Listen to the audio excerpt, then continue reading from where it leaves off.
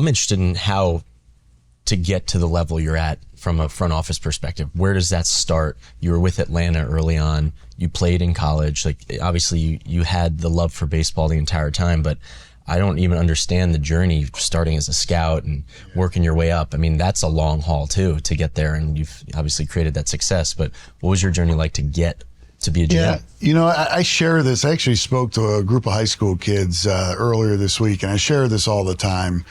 Whatever you are, be a good one. You know, and I think that just, it's an Abraham Lincoln quote. Some people say it's not really Abraham Lincoln, but you know, my mom gave it to me when I graduated college. I still have it sitting on my desk. Whatever you are, be a good one. And I think that's important because so many people want to get to the next job, the next job, the next job. So when I'm talking to somebody that's trying to get into baseball and I ask the question, what do you want to be? And they say, I want to be a general manager. I don't want to say they're out, but I'm kind of like, all right, well, how are you going to get there? Like, there's 30 of them, you know? So I can honestly tell you guys, I never, ever thought about being a general manager until we won the World Series. And then there was some interest. And it's like, oh, maybe I should think about this. But up until that point, never thought about it. I just wanted to be a great area scout. And I felt like if I could be a great area scout, then maybe other opportunities were going to come. But I wasn't worried about it.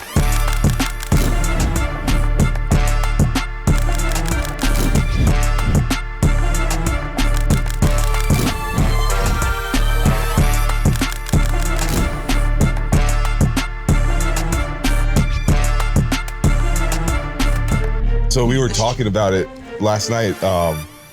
Like, he's so good at this stuff, and I'm new to it, but like, he was doing all the color commentary, and I felt like when we were doing it, it was like, fly ball, left field, caught. Still get better. I don't. That's not for me. For some context, Moose and Hos, I mean, you were there obviously, and we all saw it, but for the people watching, these guys did some on-field commentary at the Big Slick event, and JJ said to me, he goes, what's going on with Moose up there? He's trying to get out of it. He's talking. That's the most he's talked to me ever. He's like stalling. Maybe they'll forget him over here. He's not a talker. We know that. Moose loves it though. He's good. He hates that he loves it. That's exactly what it is. It's growing on me. Yeah, it's just the beginning. JJ Picollo, general manager of the Kansas City Royals. Thanks for coming on, man. We obviously have a long relationship with you, most of us here. And I think there's so much to talk about. I think from understanding how to become a GM, which I'm really interested in. I've always been interested in the off the field, from our perspective, the front office side of things. I think a lot of you guys thought I might get into that eventually, but my media career took hold of me. But it's a little more fun what you're doing, I think. I don't know about that. I think that's what I'd like to explore, that for sure. And like, your kids are going through it now, and we have some stories about how I even got started. And I think that's a cool way to start, because when I met you, it was 2007. I signed with you guys out of an open workout on a backfield. I'll tell you the process of like how that happened for me.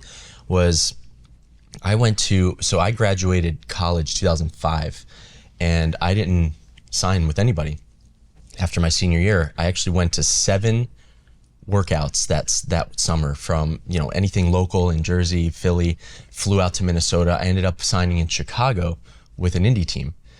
So 2005, June, May, whatever it was, graduate college. I didn't play again till 2006. I don't know if you guys know that. I didn't play for a full year after college. So I didn't get drafted. I signed late, playing for the next season.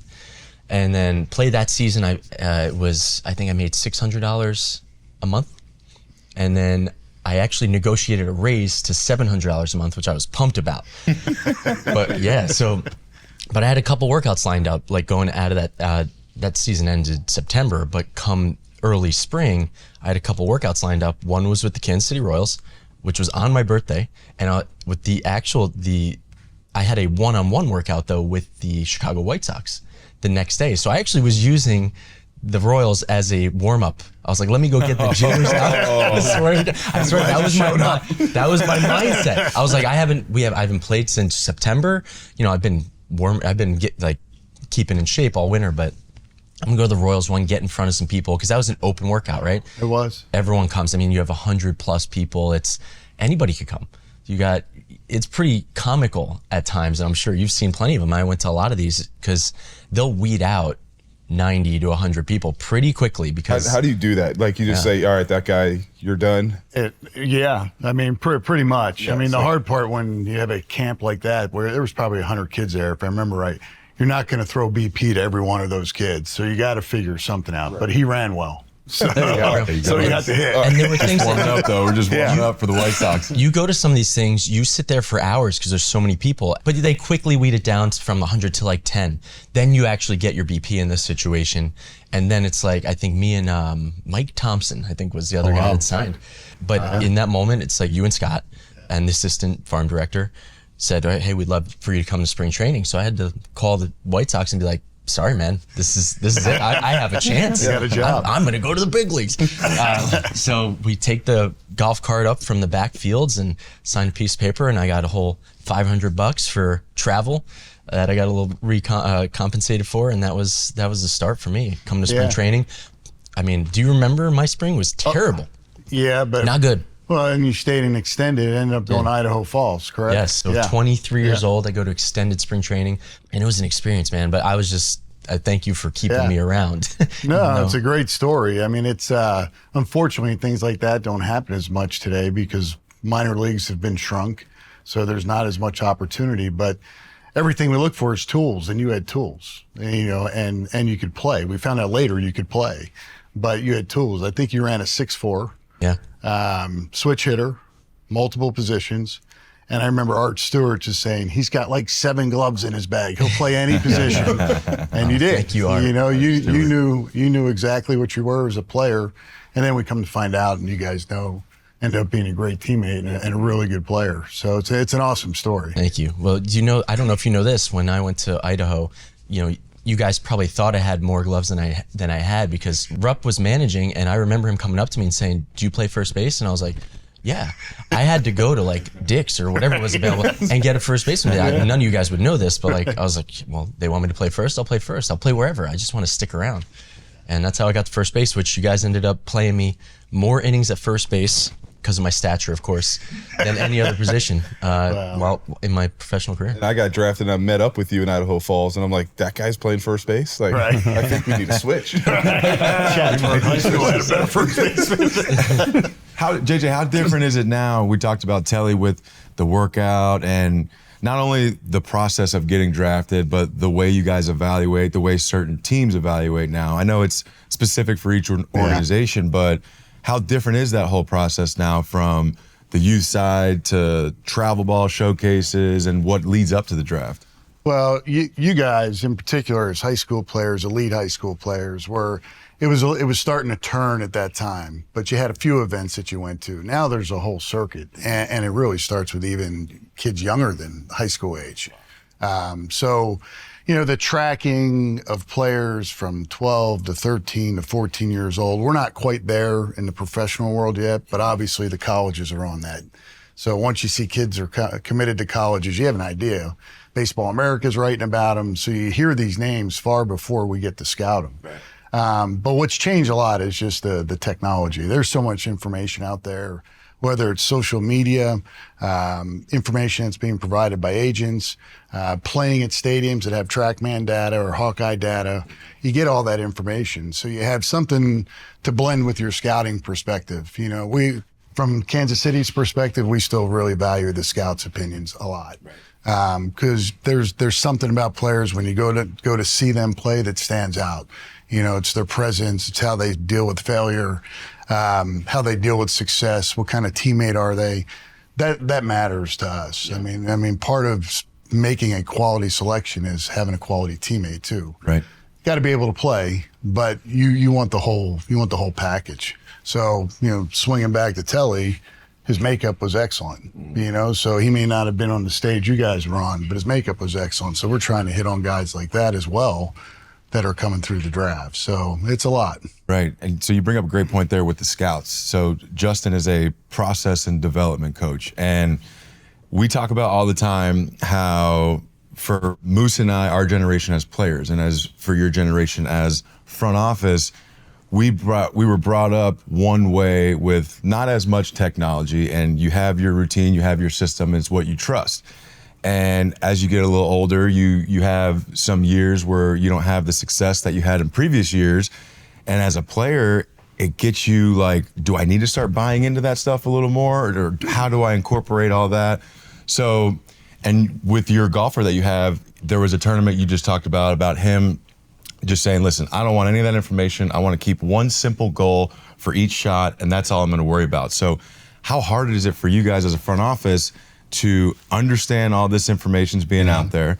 Last year, you guys didn't have the year you want to have, but you stick to what you believe in, you stick to your guns, and now you're seeing that success on the field this year. So that's got to be something that's hard for you guys to balance out. It is, and from a team perspective, we just want to be able to provide, so we get, especially when we get players from other organizations and you hear what they had in their organizations, and you want to be able to provide for your players. That's ultimately what we do. We exist for the players. So being able to provide whatever information it is, but there's always some tweaking along the way. I just had a conversation yesterday with one of our players, and he was saying, I think we might have too much information. So a lot of it comes down to the individuals too. So the way you process information versus the way you do, or what you need versus what he needs, we just need to be able to have it for him. And ultimately the best players, they figure out what they need. So you go through the experience of jumping from one organization to another. Sometimes your processes are going to change just because that team may provide something different, or it's explained in a different way, and it may ignite you a little bit. And it's like, okay, I need to adapt here.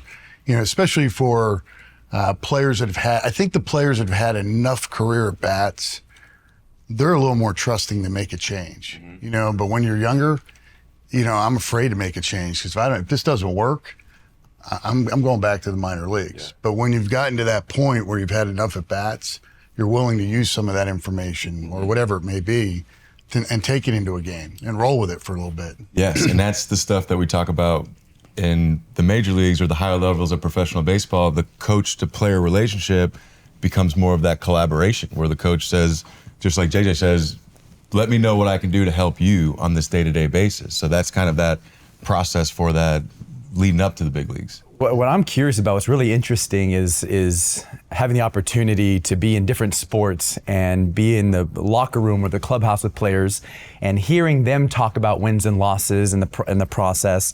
And then you go into the coaches' rooms and you hear how they talk about the current state of the organization and the wins and losses. And then you hear the executives and how they talk about it. And when you hear each group of people discuss, you hear about, you can listen to the feedback loops. So a player, they live day to day, at bat to at bats. Coaches, there's a little bit more of a lag effect. It's series to series, maybe season to season. And then executives, they have a foot in the present today, and then they're thinking 3 years, 4 years, they're building this. The time horizon is different. I'm curious on your decision-making philosophy. Any rules of thumb as a general manager for those? Because a lot of people, we hear from players, we hear from coaches, but we don't hear from general managers and decision-making philosophies. Yeah, well, I think it's always evolving. There's no question it's always evolving. But I think what anybody in any leadership position, you have a lot of people around you that know what they're talking about. So you need to listen to their input. So, and then ultimately you're going to have conflicting opinions too. So that's where it gets difficult. But if you have a process that you take in my case, scouting reports, you take in the analytic information, you take in the medical information, you take in the psychological information, and you put that all together, you're going to lean one way or another. But if you skip any of those steps, you may make a mistake. And ultimately, that's all we're trying to do is make good decisions. And in baseball, because it's such a long season, we're going to make mistakes. I mean, there's no question. I mean, we're going to make mistakes in our decisions. Hopefully, you kind of go back and look through it and understand, all right, where do we go wrong here? And how damaging was it? Was it a short term or was it a long term mistake? Starting to go through that, trade deadline coming up in a couple weeks. Well, we're thinking about 24 and we're thinking about 25 and 26 and 27. So, but the coaching staff, they're in the moment and they should be. That's where we want them. We want them in the moment. We want the players in the moment, where it's our job to think about where are we going in the long run and how do we sustain success? Yeah, that is so interesting. I was going to ask a very similar question of like, what's that window look like? Do you look year to year? Do you look 4 or 5 years down the road? I mean, you have to draft these guys to, pan out per se in 3, 4, 5 years, and then really take off the next 3, 4, 5 years. And it's such a long process, and you guys did it so well, obviously, from when Dayton came in 06 through winning the World Series. That was about a 10-year run, just about 9, 10 years. And now you're kind of going through that again, a whole nother 9, 10 years of starting to create that success again. That is a long window. How do you look that far ahead? Yeah, it can be, it's a little different. I mean, you have to look at, all right, so in our case right now, who do we have on our team and how long do we have them? All right, so obviously we got Bobby. We got Bobby for a long time. He's a really good player. All right, we know we have him. All right, but then we got Sal. Well, how long is Sal going to continue to be a productive player? He's having a great year. So we feel like we're in a window right now. So now how do you decide on what do you want to do in a draft? Now, ultimately, I think you would be doing the organization disservice if you don't take the best player, but you got to be aware of what the needs are, especially if it's a college player, because a college player may be there in a year and a half, 2 years. We see a bunch from last year's draft already in the big leagues. But then there's times where, going back to 06, 07, we knew it was a longer timeline. So we were willing to take the upside high school kids. We're in it for the long haul here. We don't have pieces right now that we think are going to win in 2011, 12, 13. So we could take the high ceiling high school kids and just be patient. Now luckily they got to the big leagues quick and they were pretty productive players, but it all came together really 6 years later, 6, 7 years later is when it really came together. So it takes some time. Yeah, even speaking on that, it was like, I don't know if you remember me and you sitting down having lunch in AAA. Oh, yeah. When I didn't like that assignment, by the way. I remember the Wolves on that one. Yeah. So me and JJ had lunch in AAA's after I hit like 38 homers. Like, I figured I'm going to the big leagues. Like, here's my call. Like, he's coming down. We're having lunch in Omaha. It's going to be great. Not the window yet, buddy. Not the window. Exactly. It was exactly that. So I'm sitting there. I'm on the phone with my mom and dad. I'm like, I think it's happening today. And JJ sits me down. He's like, hey, Moose, listen, you're not going to the big leagues. I'm like, damn. I was like, what? But like, as a young kid, I didn't realize what you guys had planned. And so like, the next year with everything that happens, like I get to the big leagues and then me, Hos, and everybody was all at once together. And like we've learned through our failures at that level, which was honestly a blessing in disguise, like that I didn't get up there and, just go for an extra month of the season. Well, and that's a really good example too, because ultimately you played unbelievable that year. Yeah. I mean, it was like, I don't think you hit a foul ball. Everything went that way and a lot of them over the fence. But Dayton at the time, he's the one who had to make that decision. Yeah. And he had a lot of people saying, yeah, let's get Moose up. Let's get him up. But he had the vision of what's best for the organization. Exactly. I was just delivering the message, but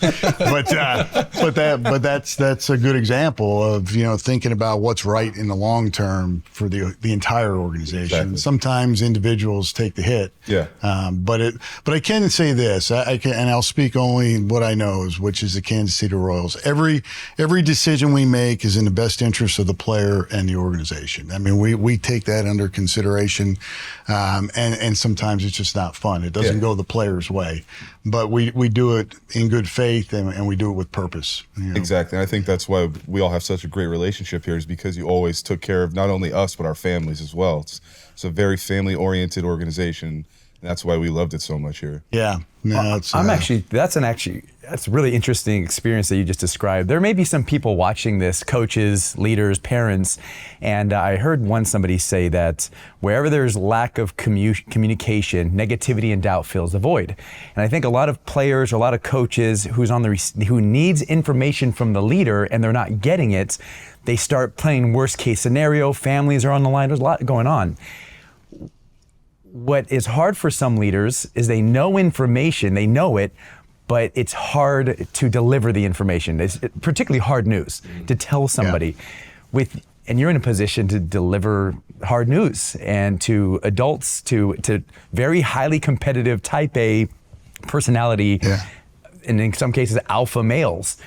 Any tips or strategies on how to deliver hard news? Yeah, well, I think before you get to that point, if you have a good relationship up until that point, it makes it a lot easier. Whether it's coworkers, players, whatever it is. But I feel like the best thing you can do is just be honest with the player. Hey, most of the time right now, it's if we send a guy down. If we're sending a guy down, hey, here's why we're sending you down. You're still a big part of this team. It's a long season. You're going to be back up here. But here's what we need you to do. Now sometimes in the moment, the player just blanks out because all he hears is, I'm going down, and now they're out, and you got to pick up on that. But then you also have to have the follow-up, communicate it again, so, but it is difficult. It's the least favorite part of the job for anybody because we pull for all of our players. We want them all to do well. But the relationship building prior to those moments could be a big factor in that being less of a blow. They know that you care about them. And now it's just, hey, this is a moment in time. It's not a final decision. It's a moment in time. That's something as a younger player, like you said, when you hear the bad news, you're just pissed off. You don't really hear much more of it. But as an older player, and especially if you go to different organizations, you start to value the truth and you can handle the truth. And I think that is something that goes such a long way. I feel like a lot of times when a lot of people in your position, when they're not up front with you, they just kind of give you something that can temporarily get them by. Hey, we'll have you back up here in a couple days. We still believe in you. Then all of a sudden 2 weeks goes by, you don't hear anything from them. So that really gets you going, gets you wondering.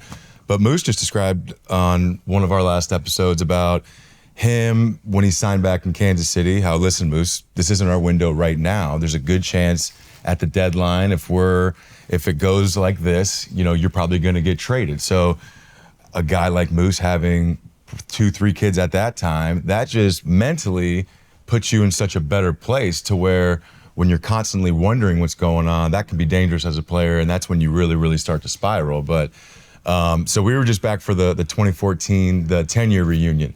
And which, by the way, Gerard Dyson's been a little out of touch with baseball and kind of what's going on. So he suggested that you guys lock down Bobby Witt Jr. long term. So we had to catch him up on what was going on now. It's all good. He's all caught up and ready to go.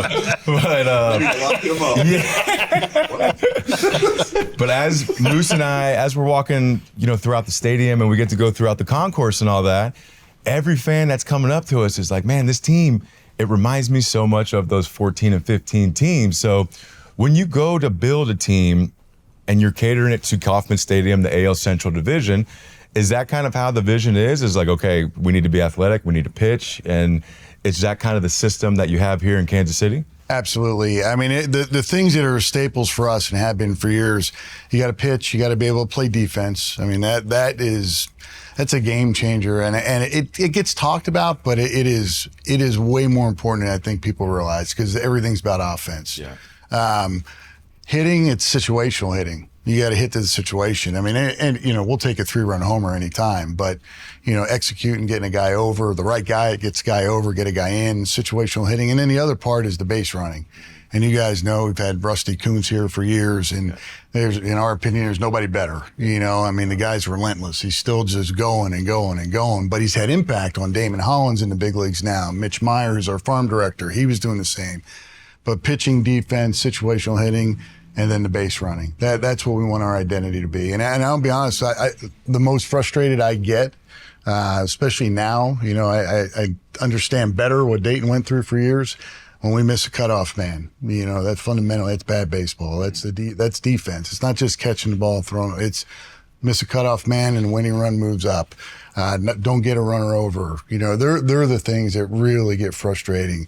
A dirt ball that was an easy one to move up. And, I'll go to my grave saying the reason you took home on that play is because in the minor leagues, in the World Series, is because of Doug Sisson and how hard he was about. That's what I was going to say. Bases. It's like you guys ingrained this in us at such a young age when we got there. And that's what people I don't think really realize is that in spring training, the first thing we did every single day before anything was we ran bases. We did dirt ball reads. We ran the bases every single day before we hit, before we did anything. And then we went straight to defense. But every single day was ingrained in us as young kids that this is our identity. This is important.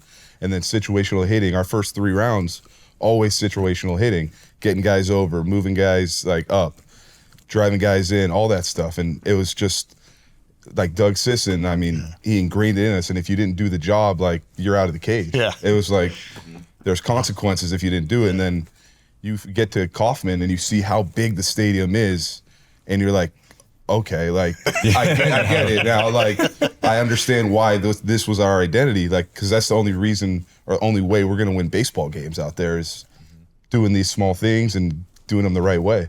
Especially meaningful games in October. Yeah. You're going to face 1s, 2s, the 8th inning, 9th inning guys. So if you are giving away that 90 feet or you're not taking advantage of doing that, you know, that's what's separating those games in the playoffs. Absolutely. And that's for me, when we think about identity, to our fans love watching that type of baseball. They do. They love the stolen base. They love going first to third. They love a guy, you know, hustle double. They love that, you know, and that's what we want our identity to be. And this team we have right now, you know, they're going through some growing pains just like you guys did, but they play hard, you know, and that's why I personally enjoy watching the team play, and I know our fans enjoy watching them play. I mean, we had a tough one last night. We're down big, and you know, we score 5 and we come up short, a ball to the wall, but we played to the final out, you know, and that pays dividends in the long run. And that's where, you know, in a game of failure, if you see that energy and that fight from the team, then you guys are going to be all right. The guys are in it. I feel like if you've noticed guys are starting to mentally check out, that's when there's a bigger problem there. But that's something that I love, and we talk about all the time, is just mastering the simple fundamentals sometimes, especially in a day and age where there's so much information. Just to master those simple fundamentals, that's got to be important as well. That's so true, because I love the word you guys are using, identity, and identity is shaped by habits. What are your habits? And then you combine that with the quote, I think it's Navy SEAL quote, you don't rise to the occasion, you fall to the level of your training or your habits.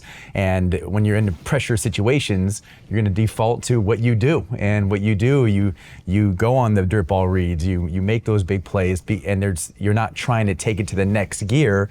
This is just this is just what we do. And when that's your identity, you're just authentic to yourself. And what's also cool around that, it seems like from an outsider's perspective, yes, there's the individual training and sharpening of the tools, but also James Clear, author, has this quote I love: the environment is the invisible hand that shapes behavior. And I think when you have an environment, a culture that perpetuates that identity, it just becomes contagious, and this is just what we do. And I love that. Seems like that's what's going on. That's exactly what we're striving for. That's what we want. You know, it's no more thought about it. It's just accepted. This is who we are. And if you can get to that point, give all the credit to our managers. They're the ones that got to make it happen. The minor league managers got to make that happen. They have to demand it. But what Moose said, you know, when we went from stretch, first thing he did was base running. But when we hired Sis, he just asked point blank, what's important to you? When we said base running, he said, all right, I'm going to make it important then. And that's how our day started. And those habits were created and formed because of guys like that. Absolutely. And I was with Sis in spring training this year, and he's kind of doing the same things over in Chicago, like trying to shape that identity. Yeah. And just watching him, like, I talk to him on the side because I've known Sis for 15 years. Yeah. Be like, Moose, like, this is what we're going to do. This is how we're going to do this. I'm like, I love talking to you about this. This is unbelievable. Because when I was 18 years old, I was scared of you. He is intimidating. He is. We always say, though, Sis is one of, I don't know if you say, what do you call it, undervalued, but for our run here in Kansas City, the normal fan doesn't know about Doug Sisson. And we always talk about when you rebuild an organization, people just think it's like, all right, how are we just going to acquire good talent to get them to the big leagues and all that? But it's so much more than that. And like you said, you got to trust all these people that you're hiring in these positions, because when you draft an 18-year-old Mike Moustakas, he's going to rookie ball. He's going to be with Ruppy out there as a manager. You're going to have Doug Sisson checking on him. But then an older player you have that's a prospect is going to be in Double-A. So you can't be watching these guys at all times. So that's something like when you rebuild, you're not only doing that, you got to rebuild the coaching staff, you got to rebuild the people that are going to be around these players. Yeah. So kind of transitioning, I want to get into a little bit of the youth stuff and how, you know, not only being a GM, but you're also, you know, you got kids in the fight as well. But first, when you let's talk about Bobby Witt and signing a player like that. obviously the talent is there and everybody knows what he can do on the field. But one thing that we always valued a lot, and we're thankful for coming up with the Royals, was you guys value character a lot. So talk about just Bobby's makeup and why you feel comfortable to make an investment in a guy like that. Well, you guys had him on, and I mean, he's next level as far as when you think about makeup and care about the game and passion for the game. The first thing I noticed about him, and he still does it to this day, and I remember talking to him that pandemic year, we were over at the alternate site. I said, I hope you never stop doing this. He gets on and off the field like he's in Little League. You know, when you're a little kid, you ran out to your position, you couldn't wait to get. He does that to this day, you know, and that's how much he loves the game. You can feel it come through everything he does. He was raised the right way. From his parents were outstanding. Won a lot, you know, through high school. Cares about his teammates more than he cares about himself. And when we first sat down to talk to him about an extension, it was more about, I want the team to win. It's not just about me getting a contract. I want to know there's going to be other players around me so we can win, because I'm not going to go through a career where I don't have a chance to win at a high level. So that's the foundation of Bobby Witt Jr. But he treats other people like they're the first rounder, which you guys were told when you guys signed. I'll learn from that guy right there. Yeah. Treat the others like you were the first rounder. He does that to everybody, whether it's the media, whether it's teammates, whether it's coaches, whether it's fans. He just has a great way of deflecting, you know. And then you worry about, you know, guys that how's the money affect them? Well, we didn't have to worry one bit about that with Bobby, because he loved to play so much. He was just going to go. So it was exciting. I mean, you guys have been here where, you know, we want to do some things, but, you know, we have an owner right now that really cares about the city of Kansas City and wants our fan base to be really happy. And Bobby's going to be the staple. I mean, it's him and Patrick Mahomes. I mean, they're the two. Yeah.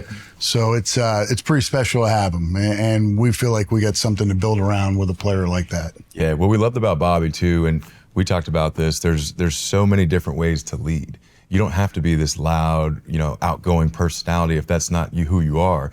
So the thing that we loved about Bobby was he just trusted himself as a person and who he was, and he's not trying to be anybody else but Junior. And he said he had Junior on the field, and then he's off the field, he's Bobby. And how cool is that, just to be able to separate that, but to see a guy at such a young age just be that far ahead of the game. That's so true.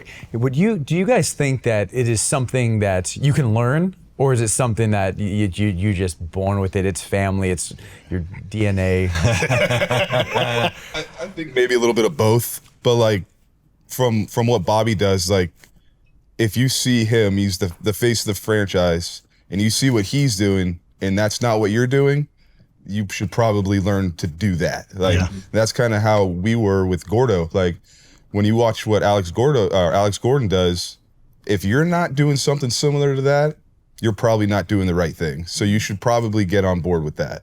Yeah. And we say all the time, sometimes players need to see stuff from players. There's sometimes a message from a coach, it's not the same as seeing it from another player. When we got Raul Ibanez in 2014, I mean, all of us, we obviously idolized Ned and that coaching staff, but he was like the player manager amongst all of us. And when he spoke, I mean, we were just glued to every word he was saying. We were watching everything he was doing before the game. I mean, we were locked into everything about Raul, and that was, for me and you, I know that was key for our success in 2014 and then after that. Well, when you have a guy with that kind of resume and he comes in, he's just one of the boys, but leading and showing us how to do things the right way, it was like, wow, like, okay, you can still have fun, but you can still show dudes how to do things the right way. When is it okay? Because I'm sure you guys have been on teams with a guy like this. I'm sure you've had people on your rosters with a guy like this, who, let's say he is just an amazing talent, amazing baseball player, pitcher, position player, but he doesn't have the character that you're describing right here. What about those situations? How do you know any principles on the trade-off? What do you do? You know, in those situations, I think it depends on what's around them. You know, if you have other guys on the team that are doing things the right way, you can handle that. You know, because you know we need talented players. You can't just rule guys out because of something that isn't perfect.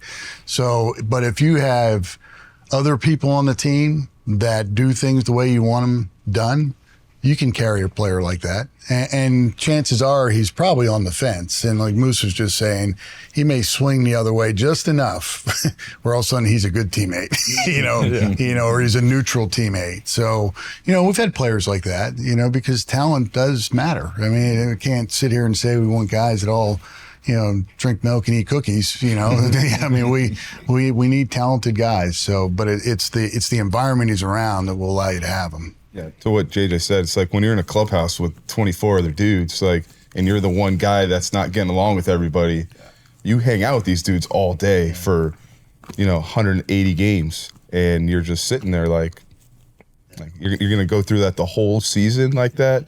No, we're gonna come over to our side. You're gonna be fine. You'll be okay. Yeah, it's good over here. So I'm interested in how to get to the level you're at from a front office perspective. Where does that start? You were with Atlanta early on. You played in college. Like, obviously you had the love for baseball the entire time, but I don't even understand the journey starting as a scout and working your way up. I mean, that's a long haul too, to get there, and you've obviously created that success, but what was your journey like to get to be a GM? Yeah, I share this. I actually spoke to a group of high school kids earlier this week, and I share this all the time. Whatever you are, be a good one, and I think that just, it's an Abraham Lincoln quote. Some people say it's not really Abraham Lincoln, but my mom gave it to me when I graduated college. I still have it sitting on my desk. Whatever you are, be a good one.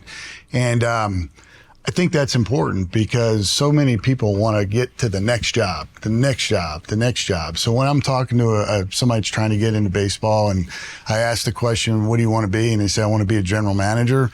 I don't want to say they're out, but I'm kind of like, all right, well, how are you going to get there? Like, there's 30 of them, so I can honestly tell you guys, I never, ever thought about being a general manager until we won the World Series. And then there was some interest. And it's like, oh, maybe I should think about this. But up until that point, never thought about it. I just wanted to be a great area scout.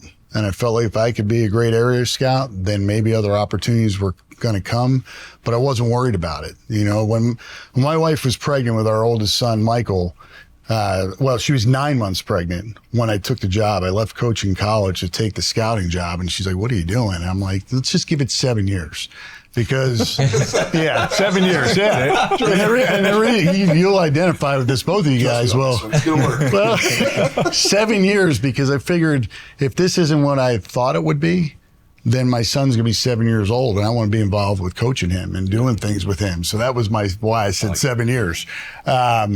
But in 7 years, a lot of things happened. I went from an area scout to assistant farm director and all those things. But I was very fortunate. Like, Dayton coached me in college, and he was the one who asked me to leave coaching college baseball and to try this, come be a scout. So I trusted him, going back to relationships. We had a good relationship. So I trusted him and said, you know what, I'm going to take this leap of faith. And then it just led one thing to the other. But you'd have to ask people that hired me or promoted me, but I'd like to think it's because whatever I was doing in that moment, I was doing it to the best of my abilities, and things happen. So it doesn't sound too different from playing, right? We were just talking about this in another show. Is like dominate the level you're at, essentially, right? Be the best you could be there. I mean, what are you going to think about? It's not our decision to move up the ranks and move up to the next level. It's just you got to do the best you can at the moment where you're at, and I think that's great. A great way to look at it. In addition, I remember that conversation. And one thing we were discussing is sometimes markers of success or markers of good are very hard to put a finger, hard to quantify. When you said, whatever you are, be a good one, in your opinion, what are markers or variables of a good general manager for you? Well, I think it starts with listening. I mean, you got to be able to listen to people. You have your own opinions, and you know what they are, but you want confirmation. All right, am I thinking the right way? So being able to listen, being able to communicate well with players. One thing that I'm realizing right now, you got to be able to communicate up and communicate down. So I have an owner that I report to. And I need to know what his principles are. I need to know what's important to him because I'm serving him. I'm working for him. Fortunately, our principles align, so that's a good thing. But then I need to share his vision, blend it with our vision, take the baseball side and the business side, blend them, and communicate that well to our entire organization, which is hard because we've got 250 employees. But that's where the directors you have, the coordinators you have, they got to be able to carry that out well. But there's got to be constant communication along the way. And, we had organizational meetings last year, and if there was something I could do over, we should have organizational meetings prior to the 23 season, because I don't think we had a lot of new employees. I don't think they knew what our vision was. So I was able to establish that early in the off season, have follow-up, let our directors have follow-up throughout the off season. So we came into spring training with answers to the things we thought needed to be solved, whatever problems we may have. And I said, guys, they may be the answers right now, but we'll continue to evaluate. But at least we're on the same page going into the season. And at the end of the year, we'll reevaluate again. But the communication part and the listening part, that's probably the most important thing in this position.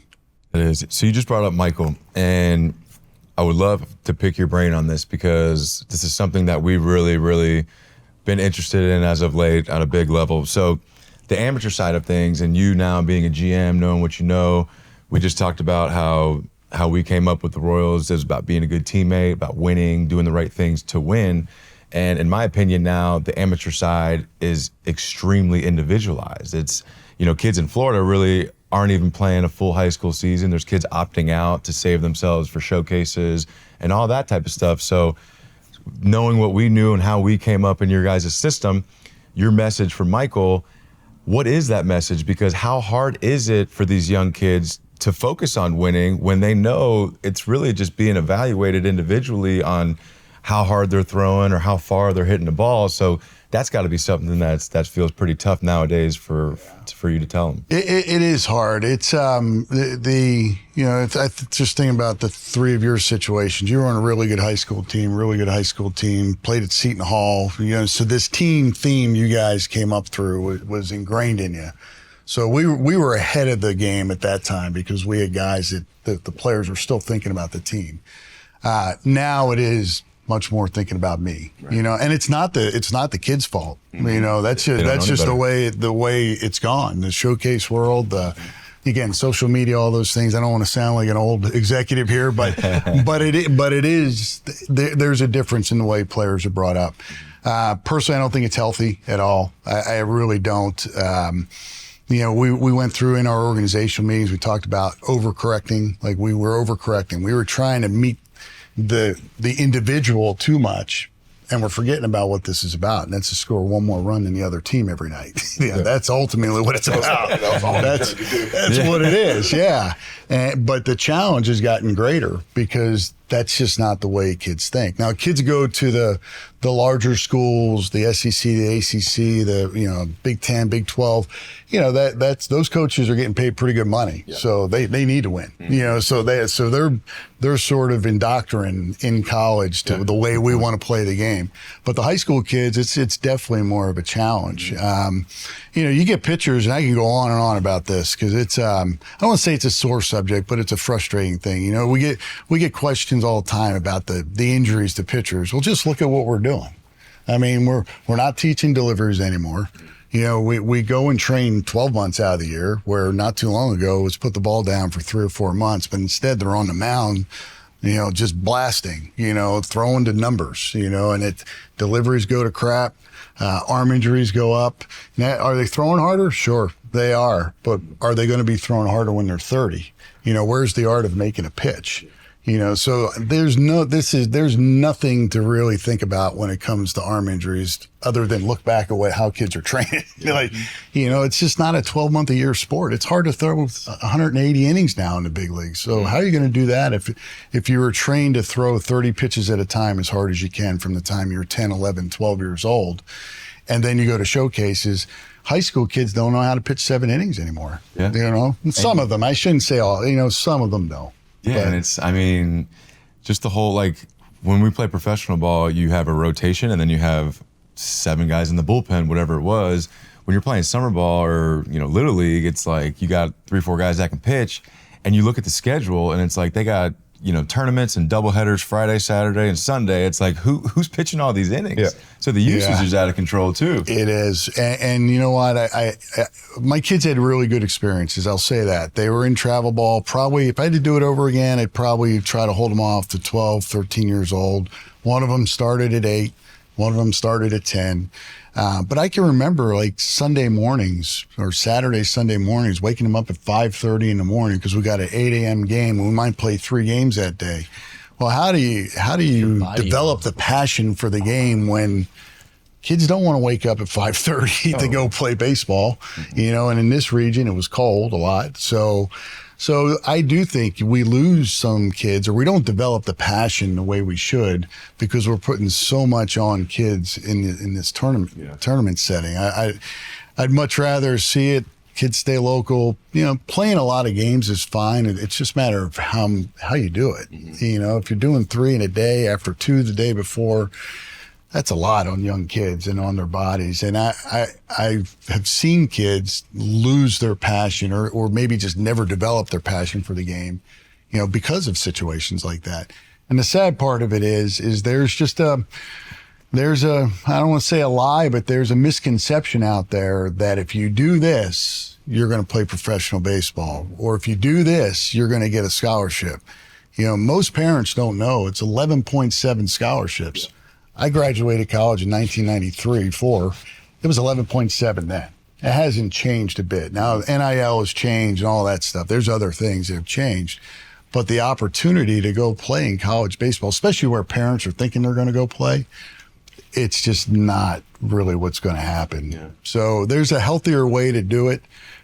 Clearly guys get through it. Clearly guys are good enough to do it. And there are plenty of kids that love playing at 8 a.m.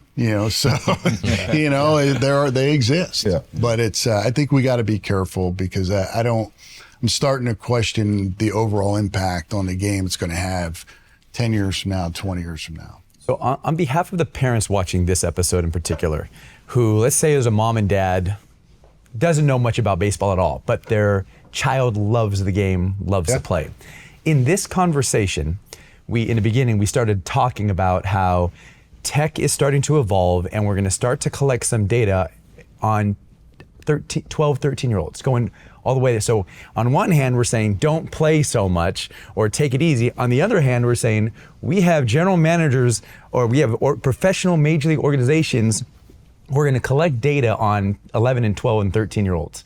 And I'm a parent. I'm sitting here thinking, okay, so what do I wait, so you're saying have fun, but you're looking and you're going to assess my player.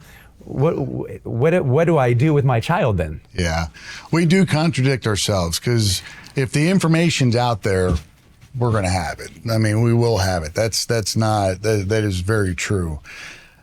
The kid that loves playing the game and loves getting up at 8 in the morning and they're going to be fine. I think as a parent at that point, you got to think about the health, how healthy, especially if it's a pitcher. You're running that kid out there all the time. Position players probably can handle it. Hopefully you're playing with an organization or a coach that recognizes, I know he's my best player, but I'm going to let somebody else play today. We're probably going to win this game, even though I know winning shouldn't be all of it, but a lot of that's part of these decisions. Just give a kid a breather for a day, play another kid, and all those things are easy to say. It's harder to do. Yeah, it's funny because I'm going through that with my son's little league team right now, and he's 6, and people at home know I played professional baseball. Like, how do I do this? How do I do that? I'm like, my only job is to make sure all these kids sign up for baseball next year. That's all I want is for all these kids to have fun. I don't really care about winning because we're 6 years old, but let's get all these kids signed back up for baseball so they have a chance to play next year and do it again. And then maybe they'll fall in love with it later down the road. And then it does become a little bit more important. And then we can get into some more details like how swing mechanics and this and that, but just let them have fun and sign up next year. That's awesome. And it's a That's challenge. A great thing. Is that the same guy you had lunch with in Omaha? Yeah, no, a little different. I love it. Go with your question too. I didn't really answer, but for as far as my own kids, the one thing I wanted them to do, you guys have seen it. You've all seen it. You've seen it. Not everybody's built to play in the big leagues. So I know that as a dad. You know, so at some point, as George Brett always told us, you become an ex-player. That's the only guarantee. You're going to be an ex-player. But the one thing they can control is being a good teammate. And if they could be a good teammate and go out and be a leader on their team and lead in their own way, because my boys are totally different personalities. But if you can be a good teammate, you know, work your tail off. You don't know where it's going to go. I didn't know where my kids' careers were going to go. You know, of course, like every dad, you hope for the best, you know, but if you can be a good teammate, work your tail off, you're going to get out of this game what you want to get out of it. You know, and one just finished, just played his last game, and it's a really surreal feeling watching him walk off the mound after his last out, knowing it's his last outing. You think back to when he was 8, you know, so, but it's a proud feeling because he did it the right way. So proud of him, and the other one's still going. But being a teammate's a big part of it, because that's you guys, when you probably did it, you do it a lot. You probably did it during the reunion. You'll talk about some of the moments, but you're talking, your memories are more about what happened in that clubhouse or on a plane or wherever. It's that you remember more, as much as, you know, of course, winning a World Series is a pinnacle, but even on the teams that weren't as good, you're going to remember those moments as much as anything else. Yeah, just talking to other people, just being out of the game right now, everyone's like, do you miss it? Do you miss playing? I was like, yeah, I miss playing a little bit. Like, I miss competing at the highest level. I miss being around the boys, like in the clubhouse. Like you said, those are some of the best times that we ever had. And I was like, that's the one thing I think I'll miss the most, is like just being around the boys all the time. That's what we've gotten to do a couple times here, being back in Kansas City the last couple months, and that's all we talk about. You know what I mean? Those bus rides, those plane rides, and you know, you talk about proud. It makes us feel a little old, but it makes us feel proud to see the stadium the way it is now, with the energy and all that. So keep up the good work. Good luck getting Bobby Witt locked down, locked up.